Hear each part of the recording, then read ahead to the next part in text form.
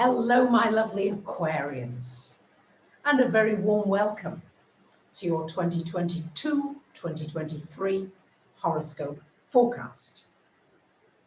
Well, I'm sure you're not going to be surprised when I tell you that this is going to be another intense, powerful, transformational year ahead. Not only do we start the year off with Venus retrograde, Venus ruling your finances and your love life. Towards the end of the year, Mars goes retrograde. Mars ruling your passion, your actions. And from February onwards, we have the United States, Pluto return. Pluto having to do with power, control, manipulation. Pluto having to do with transformation, and the United States is going through a critical time where certain systems may collapse. There may be a time for things to die so that new things can be reborn that are better and stronger than ever. But it is a powerful time, and just know that whatever happens in the United States absolutely will affect the rest of the world. We're all connected now, we know that, but this is going to be exceptional. Keep your eyes peeled for all the systems, the educational system, the health system, the legal system. Everything in the United States is going to have some kind of a reboot, a resetting. And because of this powerful energy, globally, this also means that you personally have access to even more power. Power to create the life of your dreams with your health, your well-being, your relationships, your finances, your time, your spiritual journey, your work, your vocation. All of this is powerfully transformative with this Plutonic energy being activated so strongly in the United States. So, as I said, from January, Venus is already retrograde, going to be retrograde until the end of January, resonating there with Pluto in your 12th house. So this is a time really to reflect on your values. What's important to you now? What really matters to you? Is it spending time with family? Is it developing your creative gifts? Is it developing a secure and stable base financially? What's really important to you? And reevaluating your love life, your relationships. Somebody from your past can come back into your life. It's not the best time for starting a new relationship, but it's a wonderful time for contemplating and dreaming up what you'd love to have in a relationship. And then when Venus goes direct at the end of January, this is when those kinds of relationships may manifest for you. New energies, new changes financially for you as well. What do you want financially? What's important to you? What really matters? And you may experience some abundance financially, especially if you change your mindset and realize that there's an abundance on this planet, and you can have a bigger piece if you choose. And it won't take away from anybody else. Now on April 30th, we've got a solar eclipse happening in your 4th house, and on May 16th, a lunar eclipse in the 10th. So the eclipses this year are affecting your 4th and 10th houses, my lovely Aquarians.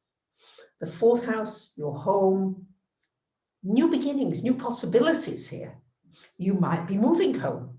You might be changing your environment completely. You might have another home. You might travel from place to place if that is indeed possible. And it's an opportunity to create a new kind of family. A family that may be blood, but equally with Uranus there, a non-blood family. A soul family. A connectedness with people that you've wanted for such a long time can begin to manifest for you this year. And it comes in waves. April, May, October, November, the energies will just come in a wave in these life areas. And then the 10th house eclipse, shining a light for some of you on your work, your career. Are you doing what you love? Are you developing creatively?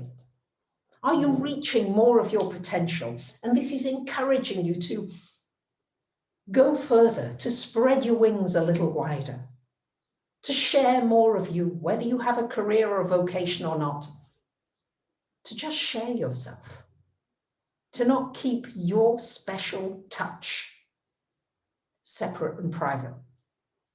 You can do it through prayer, you can do it through meditation, you can do it through politics. There are many different ways of doing this, but it's certainly about you coming out a lot more than you've done. On May the 11th, important time, Jupiter, planet of good fortune, of abundance, of wealth, of wisdom, changes sign until the end of October and goes into this 3rd house. Jupiter magnifies whatever it touches. And in the 3rd house, it's magnifying your connections, people, more people coming into your life. Could be love life, could be friends, could be networks, but an abundance of interesting people, of interesting projects, of learning new things, of studying, of teaching, of sharing, of inspirational ideas that blossom, that are exciting, that you begin to implement. It's really exciting energy. Now, between September and November, Uranus and Saturn begin to square and come very close to an exact, well, they are in an exact square, between September and November. So for you, 1st house, your Saturn in your sign, square to Uranus. This has to do with, globally, we'll be seeing these polarities coming up. Who's right, who's wrong? No more restriction, too much restriction, new laws, all kinds of things in this area happening. But for you, where do you need structure? And where do you need to break out? And it's going to be important, once again, to find that balance between order and spontaneity, between the old and the new, and always generally going for the new, the unexpected, the surprise, the excitement, the inspiration. That's the energy to move towards. Now, on October the 25th, we've got a solar eclipse up here in the 10th, and November the 8th, a lunar eclipse in the 4th. So they're mirroring one another. So what happens in your family, your home life, catapults you out into the world with some passion, with some energy, with some intention. And then what you're doing out in the world, or you're doing in your work, or you're doing with people, translates to new things happening with your love life, your family, the people around you. So you may well find a new sense of home and belonging that you've never had before on this planet. On October the 31st, we have got Mars going retrograde until the middle of January of next year, 2023. Now, Mars isn't particular to go retrograde, likes to go forward. So when Mars is retrograde, it's a time for conserving energy, for building up your reserves, your strength. And Mars retrograde in your 5th house, so it's an important time to rethink your creativity, to come back to things that you may have dropped. Might be a business idea, might be something creative, but to come back to it, to take it up again, to redevelop those abilities that you had, that you loved, maybe something even when you were a child. You come back to it with great joy. And after January the 13th, you decide, I can share it, I can do this, I can do that, I can take these actions moving forward, and it might even end up being a new business, or a new baby, or a new relationship. Many possibilities here.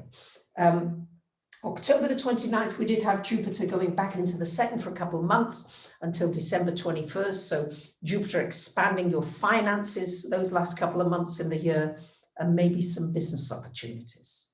And then back into the third house. And more about that in your monthly forecasts. So I thank you very much for listening. I wish you a wonderful year ahead. And thank you for liking, commenting, sharing, and subbing. Bye for now.